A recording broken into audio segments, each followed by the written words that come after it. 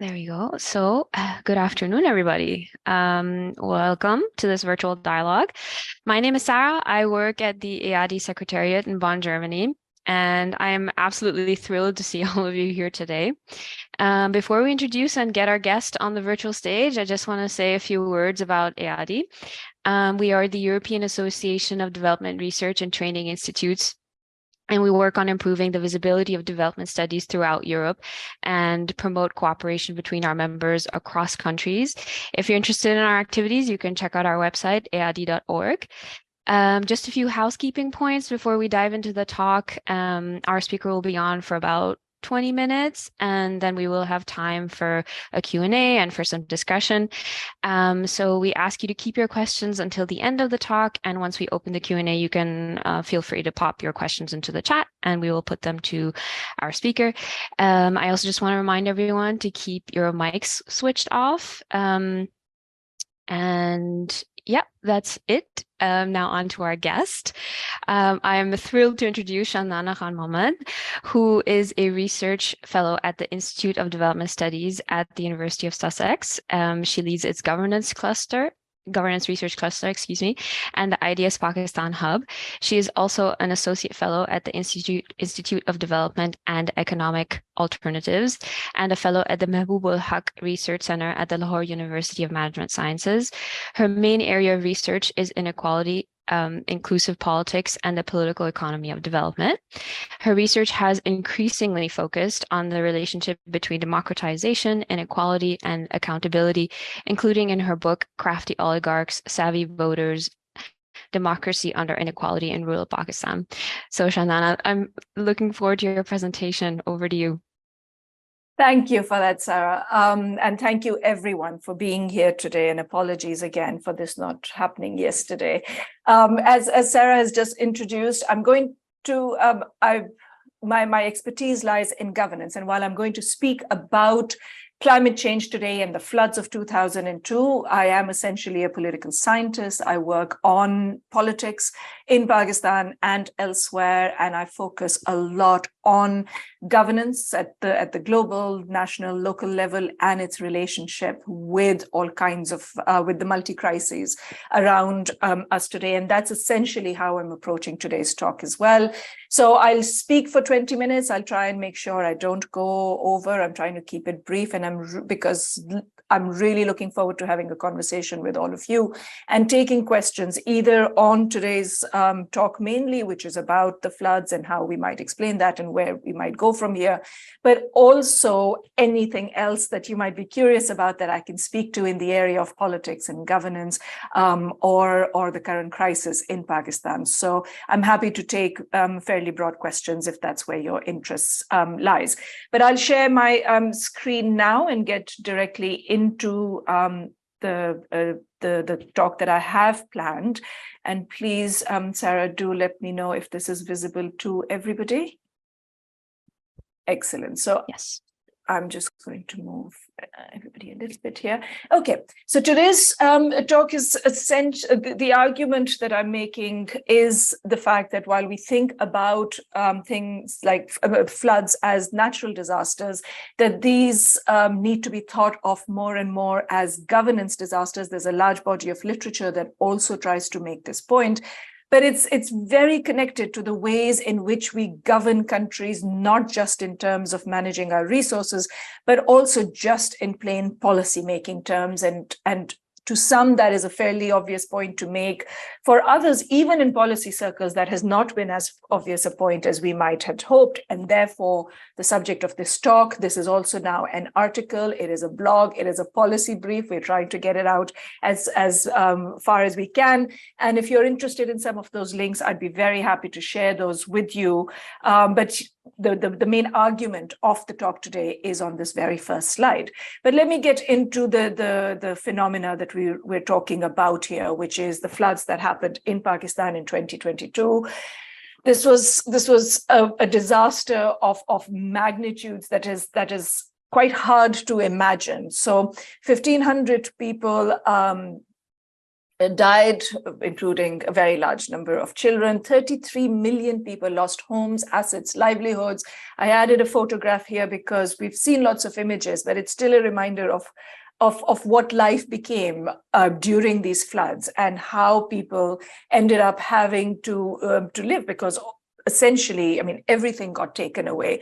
People's hard-earned money, all of the assets you put together, your homes, everything that you've really worked for goes away in one day. And so the economic losses that for which we've got figures regularly is in the space of about $30 to $40 billion. And the reason, I mean, again, this is a number that's so hard to imagine, but the reason why this number matters to such a great extent as well is because while a lot of aid has come in, and both sort of through national reserves, but also through global actors, it simply doesn't match up with what the level of loss has been and what it is that the government of Pakistan is now going to require to be able to have any kind of hope of building back these large swaths of land and all of the livelihoods within in that entire space.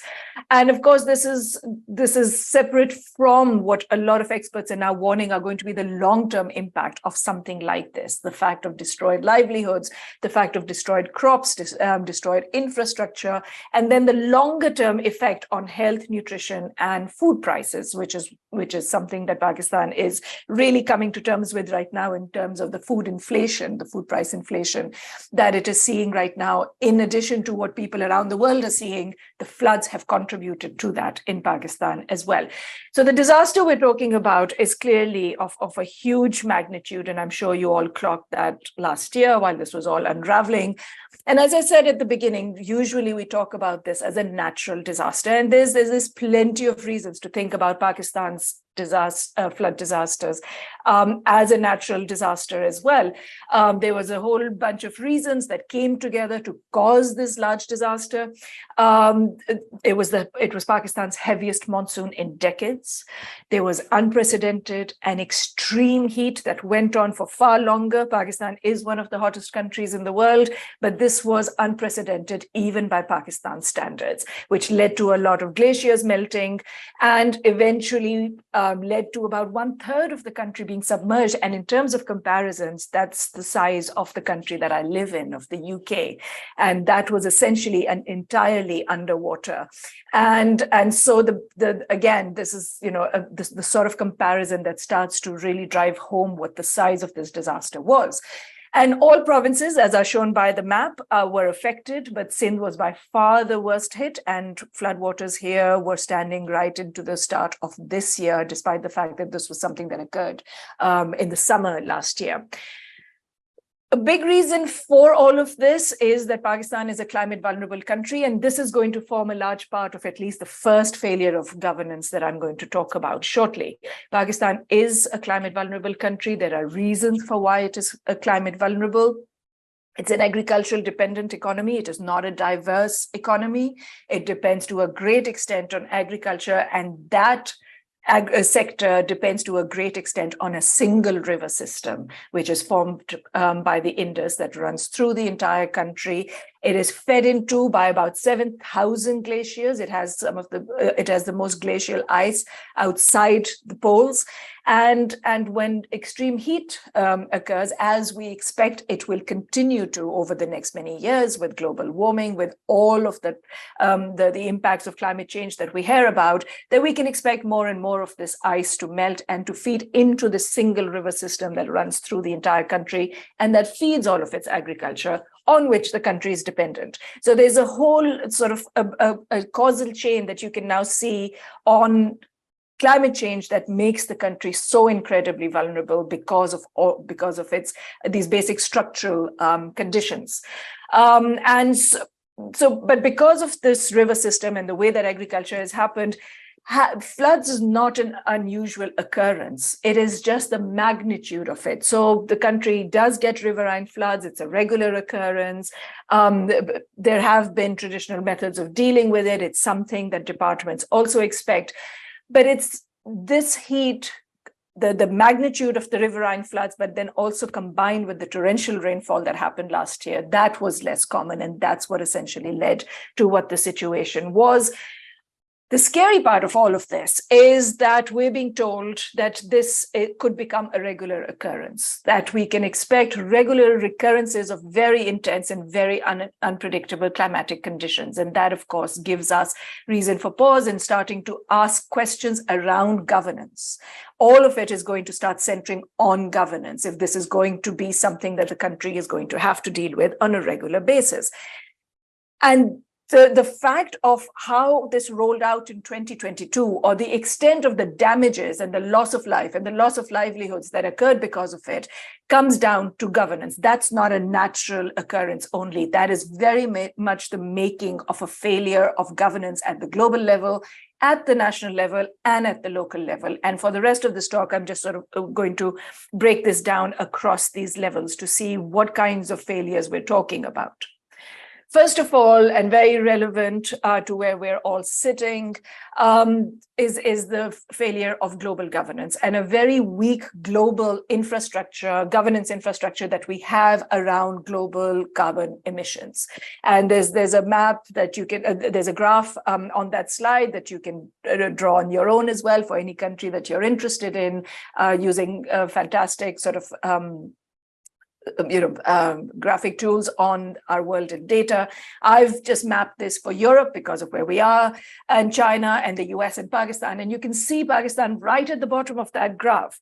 And that's because because Pakistan is not a carbon emissions contributor. It's facing the effects of climate change. It's not at the forefront of dealing with climate change for sure, but it is also not a carbon emissions contributor of any great magnitude.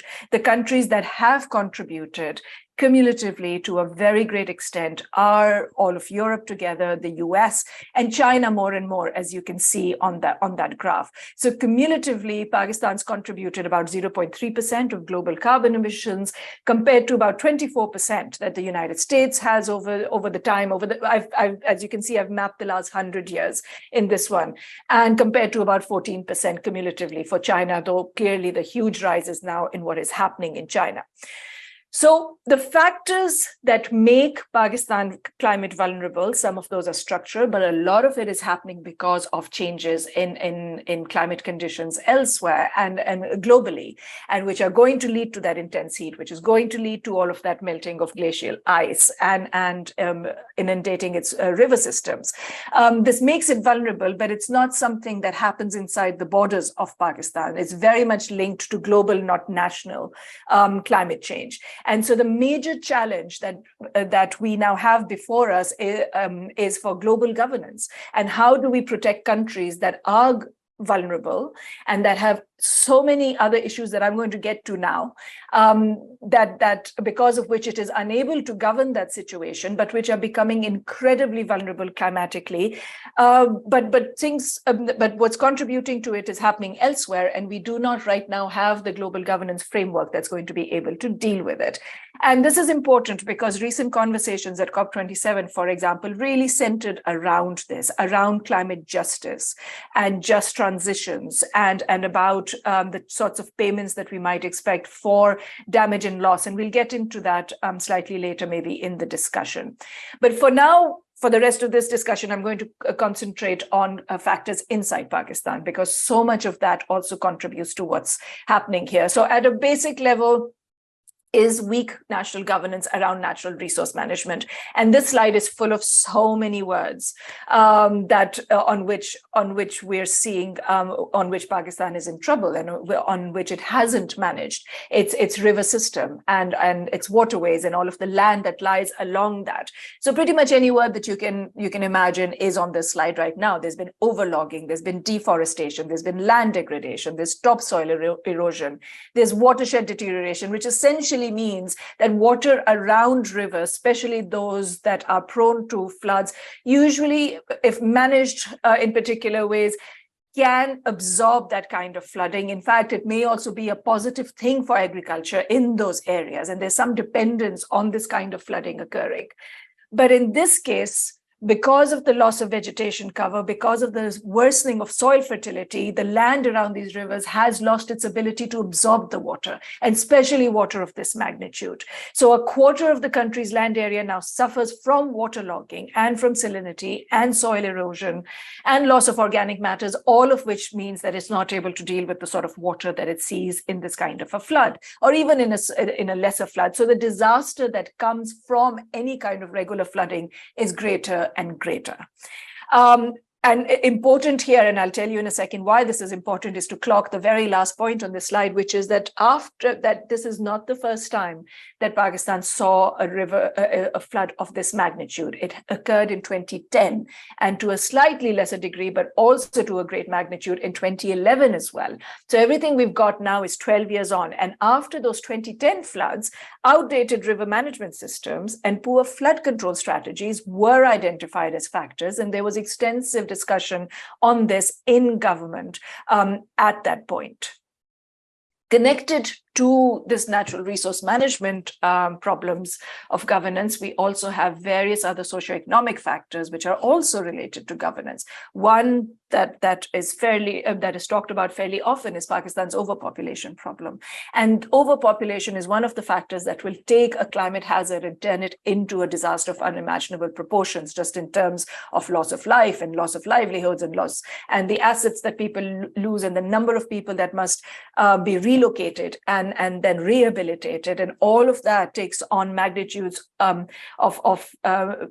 magnitudes that become human disasters. And so much of it is because of that overpopulation and also a lack of regulation. So as overpopulation happens, the areas where people have started living just because of a pressure on land are areas that were essentially floodplains and should have been preserved as that, with people living away from them. But there's an unregulated expanse of people into these areas as well. But another part that is very important for our discussion on national level governance is the sort of relationship with land that was set into motion under British colonial rule, which is essentially had a relationship with land of extraction. And it was about seeing land as where you extracted revenues from, but not of land as a sustainable resource, and of managing it in that way. And that extractive relationship has gone on, not just in the relationship with land, but also in the setting up of elite groups that then helped colonial governments with that extraction.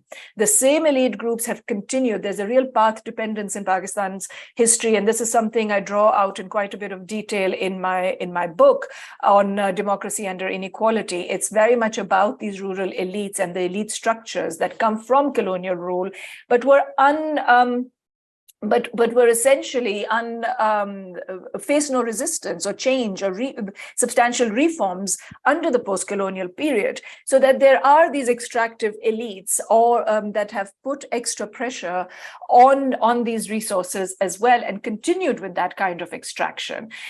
So, for example, the Flood Inquiry Commission that sat after the 2010 flood disaster to ask what had happened and how the government had not reacted, specifically point to the ways in which landlords in rural areas have dealt with water, and the extent to which they control those water systems, and the extent to which those water systems have become political assets for these elites as well. So water plays a great role in local politics, in rural politics. It controls people's livelihoods, and therefore it can control their votes. But also in all of the period before the Pakistan government started to sort of expand these resources or regulate it a little bit more through the irrigation department, under colonial rule, there was a very long period where water was thought of as a private resource. And so a lot of private canals, there was a path dependence around thinking of private canals as private property, and therefore elites having access to it in a way that we wouldn't maybe see in other parts so much. So there is that part of its national governance as well, is the extent to which we have not pushed back against the power of local elites. So this brings us then to the question of, if we knew all of this for 12 years, why did we face the same disaster again in 2022? And it's important to say that it isn't that nothing has changed at all. There was some learning that was evident. The ability of the federal and provincial governments to react was very quickly was evident. This happened through an institution called the Provincial Disaster Management Authority, which responded very quickly on relocating people and providing tents and basic household items. The army got involved very quickly and has built up this capacity through the 2005 earthquake and then the 2010 and 2011 floods. So there is a capacity to be able to mobilize very quickly for rescue operations and getting people out of danger, which is why, I mean, we have 1,500 people died, but the sense is that this could have been a very large number and that this was controlled fairly quickly through these kinds of rescue efforts. And the other success area has been how quickly the government was able to mobilize on social protection. And that's another area that works fairly well in Pakistan now through what is a very impressive social protection program, the Benazir Income Support Program, and how quickly that was mobilized to get some money out. And this again is a learning that comes from the earthquake. It's something that happened through the World Bank, was something that started after the earthquake and has been tried and is now a regular monthly program that was also mobilized and enlarged under the pandemic. So this is certainly one of the great successes of the government of Pakistan and a learning that's happened over the many disasters. But there is a bunch of other things on which the learning is not so evident and on which it is lagging to a great extent. One I've already talked about is this relationship with water, which is conceived so much in technical terms through its treaties, through the institutions. It's all about a technical relationship with water, when water in Pakistan is such a political resource. It has been seen as a private asset. It determines politics, not just between the rich and the poor, between the landed and the landless, but it also determines water politics between the provinces. And the inability to resolve that is all of the provinces, as I said earlier, are sitting on the same river system. So a lot of cooperation and coordination is required. But because of the political nature of this resource and of the inability to recognize it as a political resource, that we have had a lack of cooperation, essentially, or a lack of working mechanisms between these provinces. And together with that is this other aspect of governance in Pakistan, which is to keep reinventing the wheel as opposed to institutionalizing processes. Again, I'll talk in a second about why we see this regularly, so we can keep digging further and further for all of the reasons for these things. But one of the other things that you'll see fairly regularly in governance in Pakistan is that institutions are reinvented by government. So Pakistan did put in place a very impressive system that goes from the National Disaster Management Authority to provincial branches of this right down to the district level. And yet in this flood, it suddenly reinvented that system. And instead of empowering those or working through that system, there was a new system put in by a new government that had just come in. And while the flood was reaching a peak, and it's not that it happened very suddenly, there was over a month or almost two of being given of government and its authorities having enough signals that this was coming, that this was a real danger that was evolving. This overlapped with a period of political instability, and it was essentially a space in which a lot of these signals were ignored. So there is that which works as a national problem as well.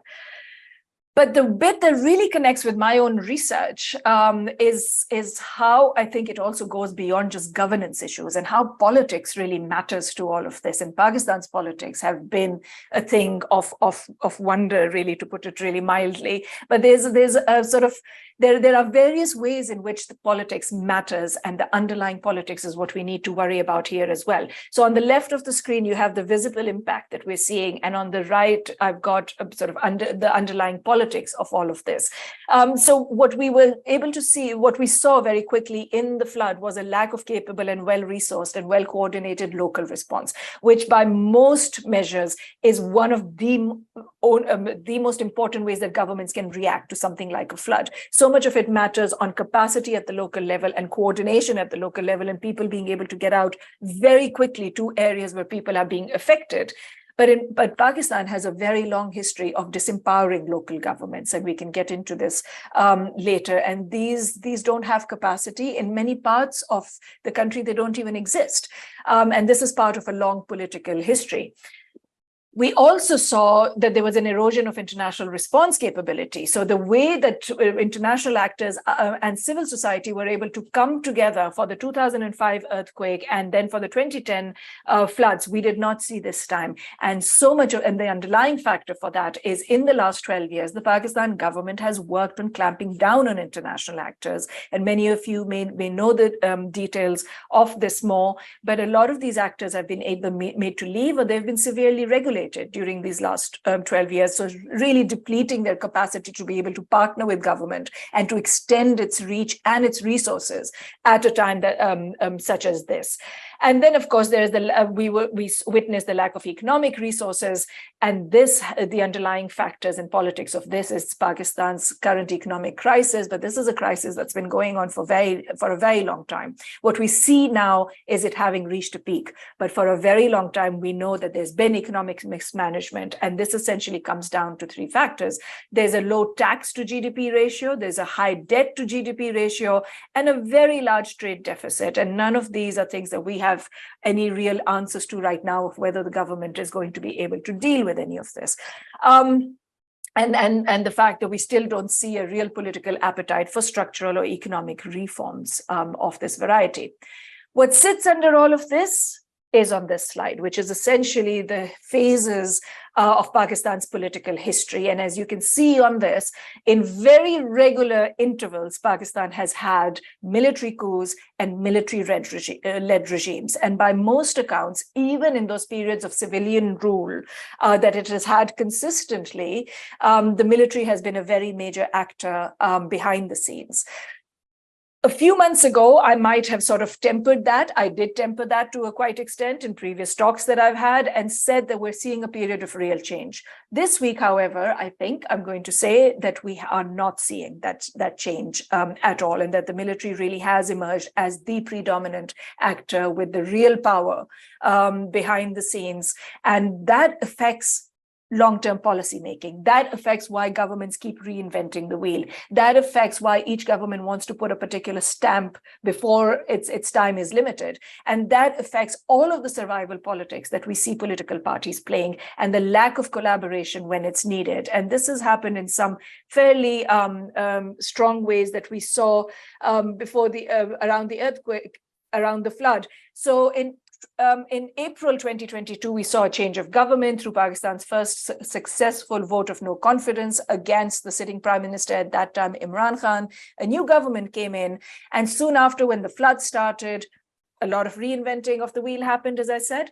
But also, when that government tried to reconvene provinces where Imran Khan's government still held sway, where he had control of provincial governments, they didn't come to the table. And some of these were fairly badly affected, but they didn't come to talk about, they didn't come to coordinate. So besides the water politics that divides provinces, Pakistan's provinces are also divided by a deep polarization that is happening because of the relationship between political parties, but also all of the maneuvering, again, behind the scenes that has been happening between creating, manipulating, breaking political parties, and that creates such an instability, that the effect of which then we see in governance and in long-term policy making and in coordination and in cooperation. But another change that is on this slide that I wanted to talk about a little bit is that we usually think about Pakistan's politics as being problematic because it is a politics of patronage and it's a politics of clientelism. And while this explains a lot of what is happening in rural areas and is what my book is about as well, this does not, more and more of our more current research in urban areas is showing that this isn't the story of urban Pakistan. Urban Pakistan is being affected by a very different political pattern now, and that is of extreme polarization based on political identity. People identify with political parties, they identify with ideology and narratives, and it isn't the politics of clientelism and patronage that determines how urban voters will go out and vote. So there's lots of stories on money being paid for this, on these patronage networks. But in urban areas, this becomes a really difficult machine to run. And more we're seeing people disconnected from the sort of brokerage networks that we would expect to see, people that we call unconnected voters in the graph here, and people who identify entirely with political parties in terms of narratives and ideologies. And so this is from a time when Pakistan, this graph is from a time when Punjab, this is from the city of Lahore, would have been divided very cleanly between two parties, the PMLN of the current Prime Minister, Shehbaz Sharif, and his brother Nawaz Sharif, and what is now the opposition, was the government until last year, the PTI of Imran Khan.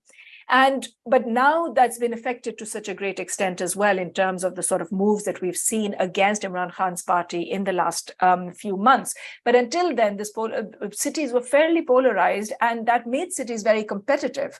And politicians had to come out and fight for every vote that was out there. And it's this polarization that's affecting things as well, and that we can start to draw the connections from that polarization to policy making as well. But there's so much influx that's on this right now, even as we speak, that it's hard to really figure out where this is going to go from here.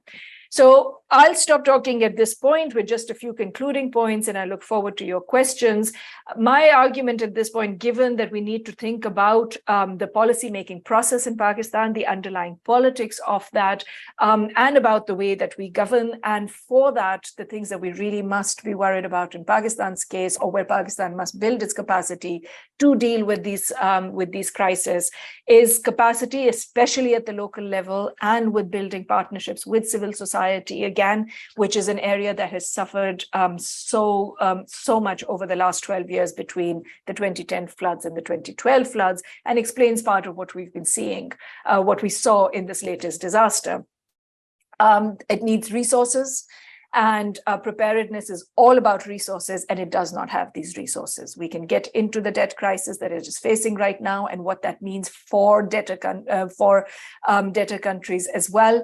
But those resources is a major issue right now. There is the question of its debt and of climate justice. There is the political instability that I talked about, and where we really must work to bring people together across divides. And of course, the larger question of its continuing democracy and the role of the military in all of this. So even though we start with climate change, so much climate change and natural disasters, so much of it comes right down to political factors such as stability, such as democratization, such as the relationship between the state and various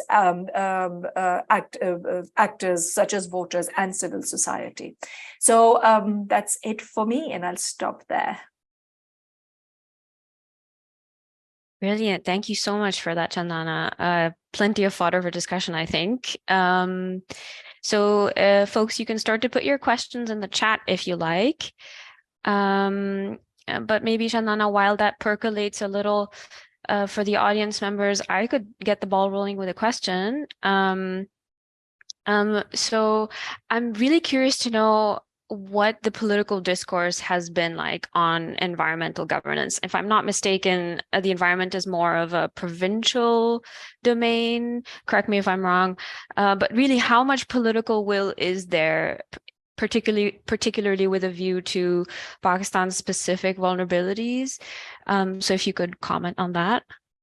That's a great question, and I would actually give possibly the same answer to any thematic area that you asked about right now, is that we're seeing very little political will for dealing with any of the major crises, whether that's climate change, whether that's inflation, whether that is its need to continue to service its debt. All of this is right now vulnerable and victim to the political instability that has been created in the country.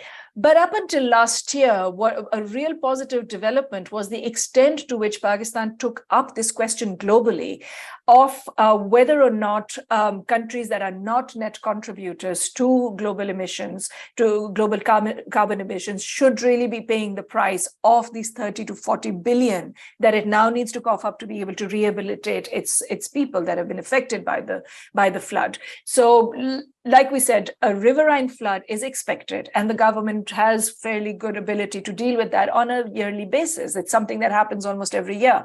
But 2010 and then 2022 are because of the extreme heat, are because of the glaciers melting, is because of all of that coming together and the extreme rainfall, unexpected extreme rainfall. And there's a bunch of things that have now connected that to global climate change. That's what this is an effect of, it's climate change.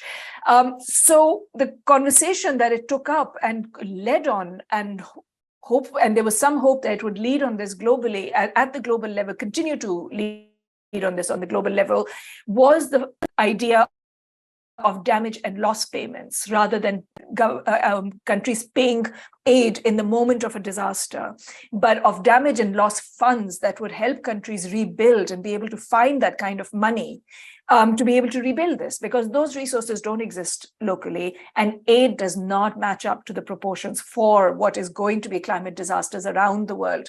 And so there has been that conversation that developed at COP27. I'm not sure where it's gone globally right now. Pakistan certainly pulled out of it to some extent, but locally, it's a conversation that exists. That there isn't a divide on climate change. We're not talking of a US-style divide on thinking of, on political divides on climate change. This is a conversation that people buy into. This is a narrative that governments buy into. But there isn't an ability to deal with it or to really get to that policy. But again, like I said, there's some things that have to happen at the national level, but there is so much that needs to be taken up at the global level for countries such as this. Thank you. We had a question from Mechthild. Did you have your hand up, Mechthild? Do you want to unmute yourself and talk? Yes, thank you very much. And thank you especially for that very insightful lecture. My question is in front of the background that I spent some weeks in Pakistan in 2018, not to conduct research on Pakistani citizens, but to conduct research on refugees from Afghanistan living in Pakistan. Yeah. And what was striking for me there, especially with reference as well to the Pakistani society, but of course, in a much stronger way to the refugee society there. But as well, the Pakistanis was the fact of access to education being very restricted to, I think, certain groups of the society that I did not all identify, to be honest, but as you now addressed in your lecture, you addressed that elites. I think it's somehow related to belonging to elite groups or maybe related to the caste system. So I could not identify everything.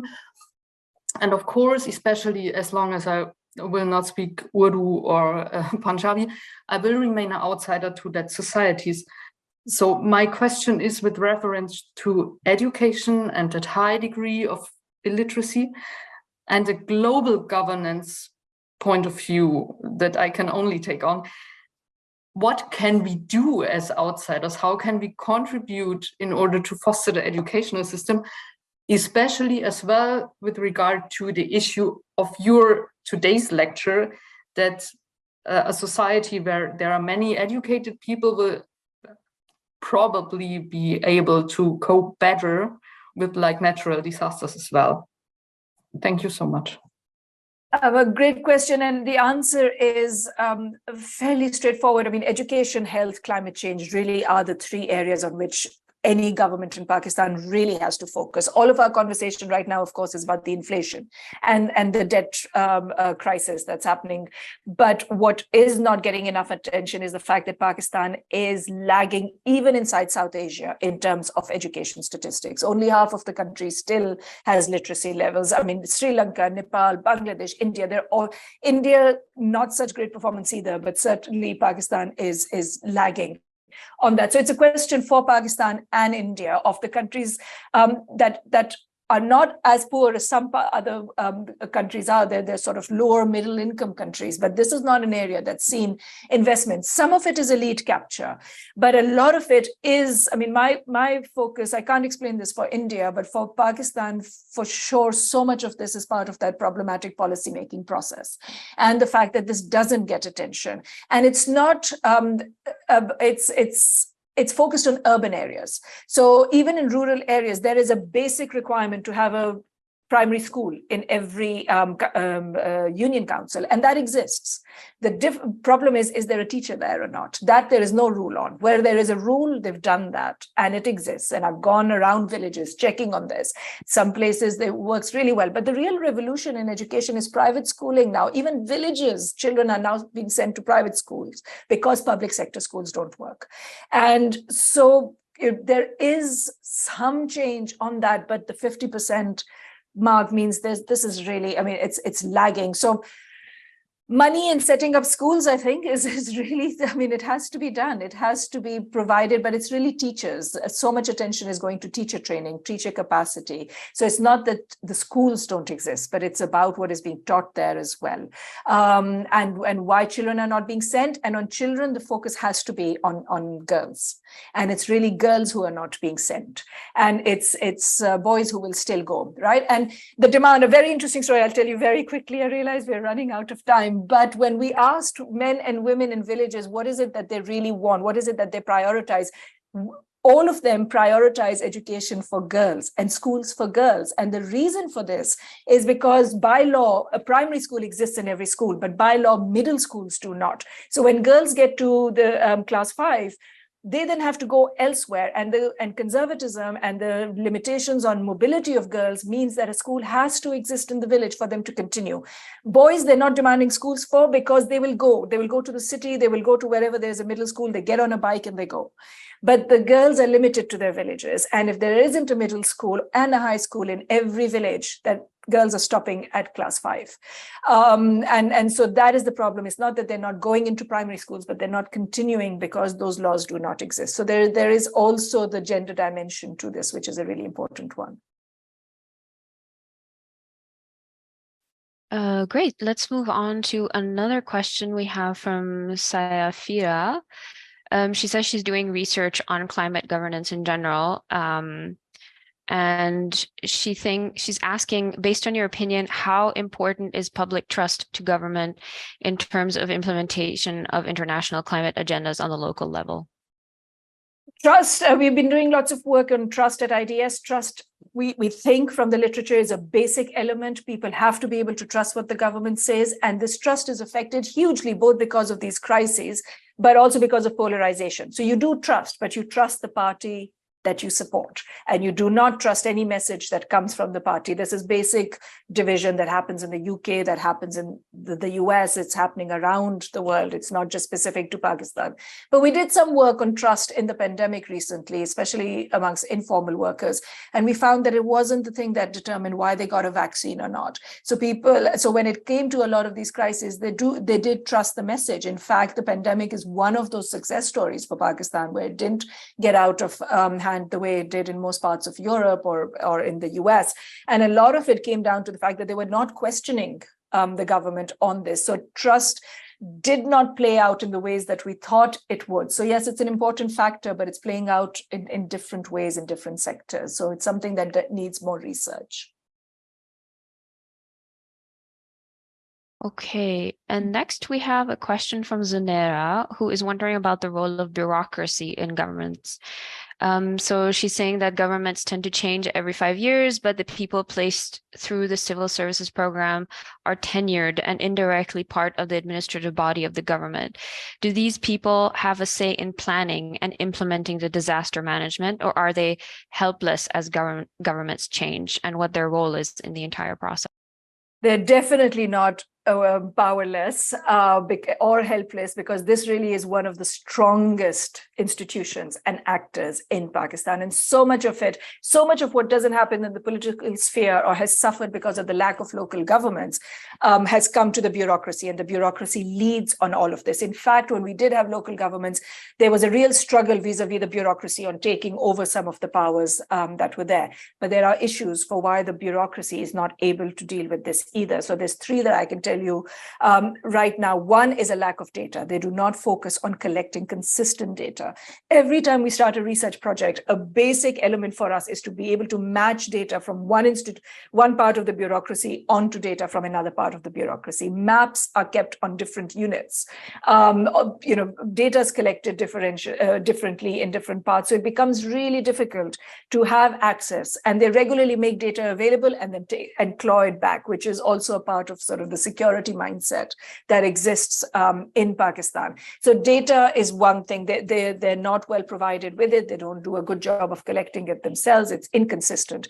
Another one is a fairly hierarchical structure of the bureaucracy, so that there is a lack of initiative and innovation at the front lines where it's most needed, because everybody's waiting for a direct order from the top, and that's vertical. So people work vertically rather than horizontally, which is my third point, is there is a lack of multi-sectoral coordination at the national level, at the provincial level, and definitely at the front lines, where they need to connect up, where they're waiting for messages from up there, as opposed to figuring out what needs to happen here now across departments: education, health, food and nutrition, agriculture, irrigation, transport. It all works at the front lines. It all works in these rural areas. And yet there is no coming together from them until they hear from Islamabad or from the provincial capitals. So yeah, not helpless, but not well coordinated, and certainly not well resourced in terms of data and all that will require them to react. But more and more, like I said, it was the PDMAs that reacted very quickly, and there is capacity that they're building. But the politics needs to stabilize to some extent for more attention to these areas as well. Thank you, Shandana, for that. Nathaniel, did I see a hand from you earlier? Did you still want to ask your question? Hi, Nathaniel. Okay, hello, Shandana. Hi. It's been over 10 years. Yes. Good to see you. Yeah, Shandana was among the people that trained me on mixed method research in Kenya. Thanks for your presentation. When I saw the invitation, I felt like joining to hear exactly what you want to present. And interestingly, I'm researching on the flood disaster in Nigeria. And I've discovered from your presentation that Nigeria and Pakistan share similar characteristics. Almost everything you mentioned is as if you were talking about Nigeria. So now the only area I want to ask a question, because in my own research, I noted that civil society organizations also have very big role to play in moderating the extent to which governance fails or succeeds. So I don't know, in the case of your research into the Pakistani situation, did you observe anything in regard to the role of civil society?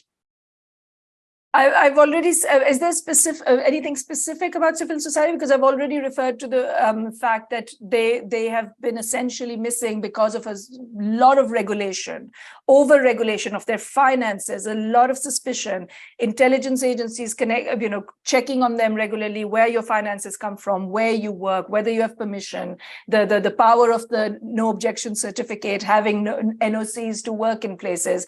There is an over-regulation of the field, so their capacity has been severely depleted, and about 30 to 35 organizations have actually been asked to leave. They were disbanded and had to leave the country, so the capacity is limited, and this really is a relationship that needs to rebuild in a space that needs to be created. And we have a lot of work at IDS on closing civic spaces, and I have a paper specifically on all of the actions around the asking these people to leave that has been published and is available. But is there anything in addition to that, Nathaniel, that you wanted to know about? Yes, in the case of Nigeria, there are situations where apart from the civil society organizations themselves that are registered, now talking about the youths who have youth organizations, indigenous youth organizations, not necessarily international civil society organizations. Now, they sometimes dare the government, even when government regulations are made, preventing them from performing the activities. They sometimes protest and even dare the government to do whatever they want to do. Something last year or so, 2 years ago rather, we had the ESAS protest where the youth were able to dare the government, blocked all major cities and challenged the government to make reforms. So I don't know, in Pakistan, do we have people who dare the government to like, this is what you want to do whatever you want to do to us? It's a very uneven record, and this week it's hard to answer that with a negative because people walked into army in homes and ransacked, and they've been on the streets, and the government has reacted very very strongly to that, and there's a lot of people in jail right now. So it's a moment of real flux. But one of the big questions that we regularly ask about Pakistan is why there hasn't been more protest, why there hasn't been more people in the streets about all of this. And answers to a lot of that is systems of patronage, systems of delivering where you need to just sort of keep things running. And not allow that kind of class-based organization. A lot of that requires systems of organization, and class-based organization, rural organization, even organizing voters by political parties is something that the military rule has really worked against. So there's been a real clampdown on all of that. Thank you. I appreciate.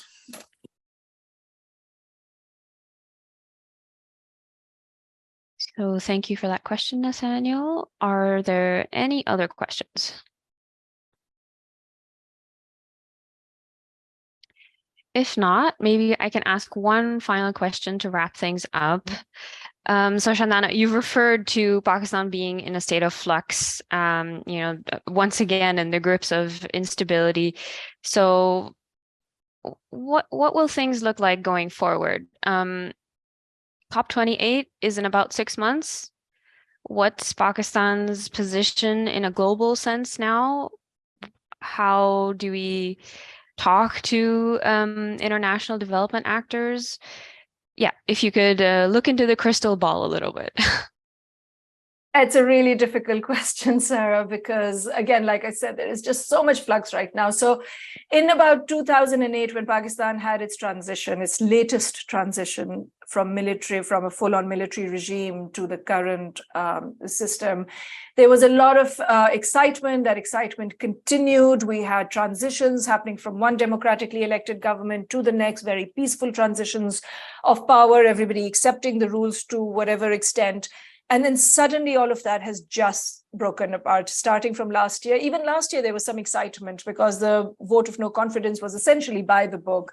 There was a crisis happening. There was a lack of trust. I was in the field at that time, and enough voters were constantly talking about how much they were suffering. A lot of that narrative has now gone into the background of the fact that even the vote of no confidence happened in the middle of a crisis that was already evolving. But since that vote of no confidence, the political crisis has really magnified and has taken over pretty much everything else: disasters, global conversations, its ability to reach out to global actors, its ability to lead on global conversations. So much of that has now taken a backseat to the fact that we've seen the military reemerge as the predominant actor, and that conversations at the global level will have to happen around that. But the two areas where the situation in Pakistan may be able to lead conversations is in the severe need right now to consider debt restructuring and to connect that to climate change effects and to think of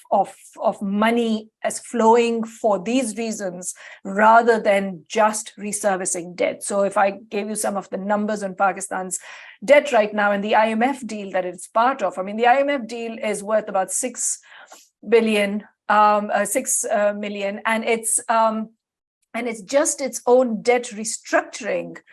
Sorry, I'm just trying to check on that. It's 6 billion, but it's just its yearly debt repayments amount to about 10. And so it's an untenable situation. It's not a situation that it can get out of, and it is not a situation that the current system of its engagement with global actors can find solutions to. So trying to resolve that, because otherwise we're just sort of between global actors and countries like this. And the reason I'm saying countries is the conversation is beyond Pakistan now. It involves Ghana, it involves Nigeria to some extent, Lebanon, Argentina. I mean, this is a conversation that is growing on the number of countries that are just revolving inside their own debt repayments, needing more money just to be able to pay back money. And what suffers in the middle of all of this is where they need to rehabilitate populations, where they need to set up new schools and train their teachers, but very importantly, where they need to expand their social protection systems. So the pandemic required an expansion of the social protection system. The floods required that. But the money isn't available because for the 6 billion that it's getting, it's going to have to pay back a whole lot more. And it's now coming up to a new agreement in June. That's when the current IMF agreement ends. June is a moment of renegotiation. And every country that can give something to Pakistan or would be willing to give something to Pakistan is watching the outcome of these negotiations with the IMF. So default is not an option. If it defaults, all of that money stops. But where does it pull all of this money from to keep paying back, to keep in that agreement? It comes from all of these other areas where it should really be reusing the resources for something else. So the conversation globally, I really think needs to move there. There's a whole lot happening in Pakistan in terms of the political crisis, but the money crisis is very, very real. And it's stuck in this debt relationship for which we need very serious global conversations. The global conversation usually ends with, but there's so much mismanagement at home. But the point of that then is, but so much of that money is just coming back out of the country. It goes in just to come back out. And there has to be a way that we can find where that goes in, maybe as climate change payments, the damage and loss payments that were discussed at COP27 and may now be a discussion on COP28. Will Pakistan continue to lead that conversation as it did in COP27? The conversations disappeared because there is the government is essentially fighting for survival right now, but it will have representation there, and we're hoping that that conversation will get taken up because it's one of the only ways out of this. Right, thank you for that. Shandana, we have one last question if we could squeeze it in by Ivan. Sure, I'm very happy. Do you have a sense as to the ability of international groups, especially OCHA, to efficiently help during disasters? I've seen this firsthand in the 2005 earthquake. We were on the front lines with OCHA, and it was an incredible experience. And so much of what we learned there on disaster management came from this cooperation. It was the army, the government, and UN agencies, and a whole bunch of other agencies working so closely together. It took a long time to mobilize after the earthquake. Again, the earthquake was in Kashmir.